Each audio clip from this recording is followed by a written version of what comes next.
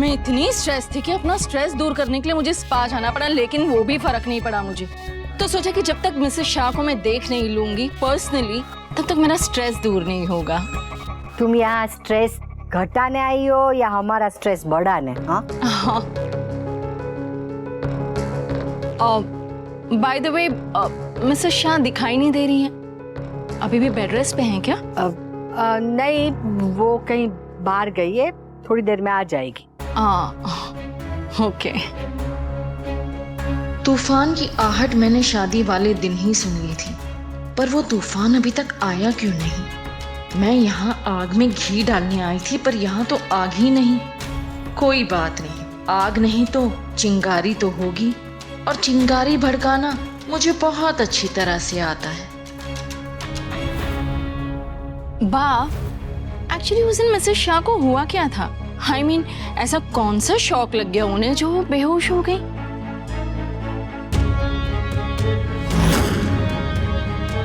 वैसे पता नहीं आप लोगों ने नोटिस किया था कि नहीं, बट उस दिन काव्या। जय श्री कृष्ण राखी बहन।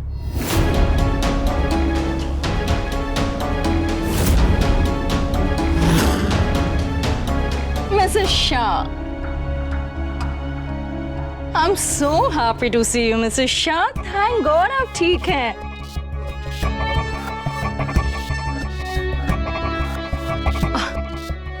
Sit, come. मैं तो उस दिन से सोच के परेशान हो रही थी कि ऐसा हुआ क्या आपको जो आप बेहोश हो गई? हाँ, किसी ने कुछ कहा, कुछ किया? अच्छा लगा सुनकर कि आपको मेरी चिंता हो रही थी राखी बहन, पर अब आप सोचना बंद कर दीजिए। मैं बिल्कुल ठीक हूँ। That's great. वैसे मिस्टर शाह कहाँ है? Don't tell me कि आपको इस बीमार हालत में छोड़कर उस काव्या के पास, I mean, अपने ऑफिस गए हैं। आई थिंक आपको अपने बेटे को समझाना चाहिए कि थोड़ा बहुत टाइम अपनी वाइफ को भी दे दे, है ना? हमारे में क्या है कि पति पत्नी के बीच में ना माँ बाप नहीं बोलते, फिर वो चाहे अपने ही हो या फिर होने वाली बहू के। वाओ, सो मच ऑफ संस्कार। आप चाहे तो थोड़े ले सकती हैं, हमारे यहाँ संस्कारों की कमी नहीं है। और वाह, इतने सालों में पहली बार मेरी भाषा बोली। मजाक कर रही थी, आपके पास तो सब कुछ है सिवाय समय के। आप मेरी तरह गृहिणी थोड़ी है जो सारा दिन यहाँ बैठी रहेंगी। आपको दूसरे भी तो काम होंगे ना। राइट, मैं भूल गई थी कि मेरी एक डिनर मीटिंग है।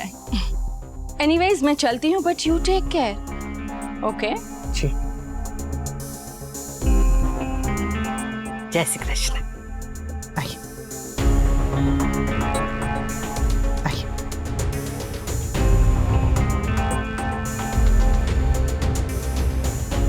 जय श्री कृष्ण। जय श्री कृष्ण।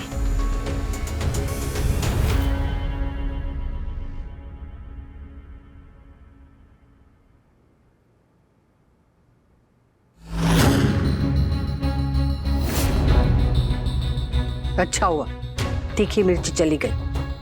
अब बता, कहाँ गई थी तू? देख, तेरे बापूजी ने चश्मा पहने है। मेरी आंखें मेरी तरह एकदम तेज है, और मुझे साफ साफ दिखाई दे रहा है कि तेरे और वनराज के बीच में कुछ चल रहा है। क्या बात है? तेरे और वनराज के बीच में कोई झगड़ा चल रहा है?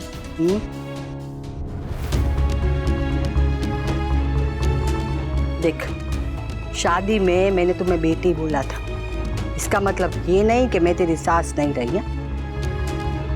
तो जो मैं पूछ रही हूँ ना, इसका जवाब दे। वाह, अभी आप ही ने तो बोला कि पति पत्नी के बीच माँ बाप ही नहीं बोलते, और अब ये सवाल पूछकर आप अपनी ही बात काट रही हैं। मैं नहीं चाहती कि इस घर में कोई भी मेरी बाकी बात को काटे।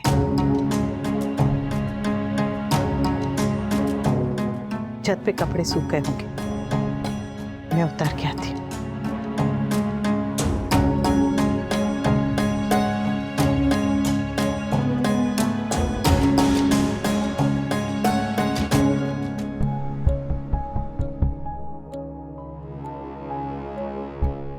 वनराज, आया बा।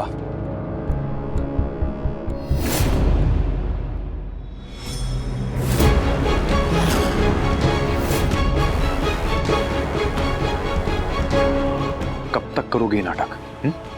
कब तक? तुम अलग एटीट्यूड दे रही हो।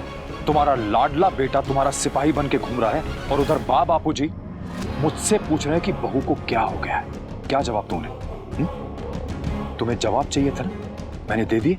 सब कुछ एक्सप्लेन कर दिया, माफी भी मांग ली, सॉरी भी बोल दिया।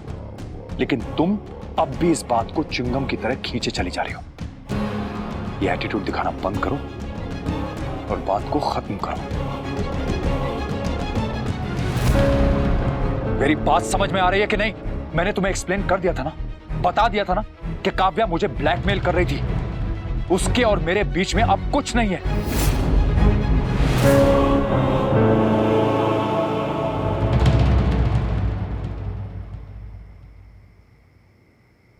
देखो अनुपमा, उससे गलती हुई थी, मैं मानता हूं, और मैंने उसकी माफी भी मांगी। लेकिन अब तुम भी गलती कर रहे हो। जिस बात को खत्म किया जा सकता है तुम उसका बतंगड़ बना रही हो। मैंने कभी तुम्हें या घर में किसी को भी किसी भी चीज की कमी होने दी? अच्छा घर, अच्छा खाना, पहनना, गहने, सब कुछ दिया है तुम्हें। मगर तुम्हें वो सब कुछ दिखता ही नहीं। दिखती है तो मेरी एक छोटी सी गलती, और वो गलती है जिसकी मैं माफी मांग चुका हूं। अनुपमा, ना तो तुम इस परिवार से अलग होकर रह सकती हो, ना मैं। तो फिर झगड़े को बढ़ा के क्या फायदा? बात को खत्म करो और आगे बढ़ो। रही बात काव्या की, तो मैं तुम्हें पहले भी कह चुका हूं, फिर से कह रहा हूं, मेरी जिंदगी में अब वो नहीं है। मेरी जिंदगी में अब सिर्फ तुम हो अनु। गाली मत दीजिए। व्हाट? गाली? अनु, अब ये नाम आपके मुंह से गाली लगता है। क्या बकवास कर रही हो तुम? अच्छा घर, अच्छे कपड़े, अच्छे गहने, अच्छा खाना पीना, अगर खुश रहने के लिए यही सब काफी होता ना, तो आप काव्या के पास नहीं जाते। ये बात अब खत्म हो चुकी है। अब इस बात को अपने दिमाग से निकाल दो। पैर में कांटा छुपा होता तो निकालते थे, पर यह बात दिल में तीर की तरह लगी है। कैसे निकाल दो? जब मैं एक बार कह चुका हूं कि मेरे और काव्या के बीच में कुछ नहीं है, तो इस बात को दोहरा के क्या फायदा? हमारे बीच में जो कुछ भी था आज आप काव्या से मिलने गए थे।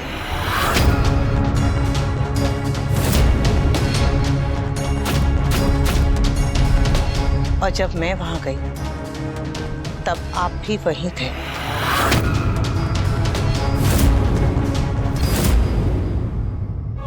मैं 25 साल से आपकी पत्नी रही हूं। आपकी आहट तो क्या, आपकी परछाई तक पहचानती हूं। आप बहुत अच्छा झूठ बोलते हैं, पर झूठ कितनी भी सफाई से बोला जाए, वो सच को बाहर आने से नहीं रोक सकता। कैसा सच? ये सच कि आप काव्या से मंदिर में शादी करने वाले थे। ये सच कि काव्या अब भी आपकी जिंदगी में है। जब काव्या आपकी जिंदगी में है तो आप बैठ के मुझसे क्या बात करना चाहते हैं कि आप कब से कब तक काव्या के पास रहेंगे और कब से कब तक घर आएंगे? मानती हूं कि आपने अपने परिवार के लिए बहुत कुछ किया है, पर औरत भी कम नहीं करती। बस यही है कि जो वो करती है वो गिनती नहीं है।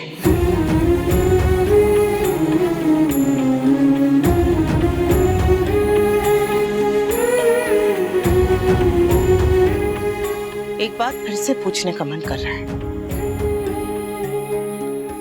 जो आपने किया वो मैंने किया होता तो?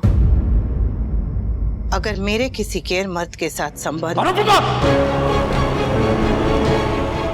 क्या हुआ?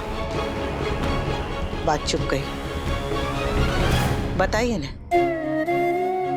अगर मैंने ऐसा किया होता, मैं किसी और से मिल रही होती, आपसे झूठ बोल रही होती, और आपको जब पता चलता तो आपसे आके कहती कि गलती हो गई, माफ कर दीजिए, भूल जाइए, बात खत्म। तो क्या बात खत्म हो जाती? हाउ डेयर यू, तुम्हारी हिम्मत कैसे हुई ऐसी बात कहने की? मैं तो बस कहने की हिम्मत कर पाई, करने की हिम्मत तो बस आप में है।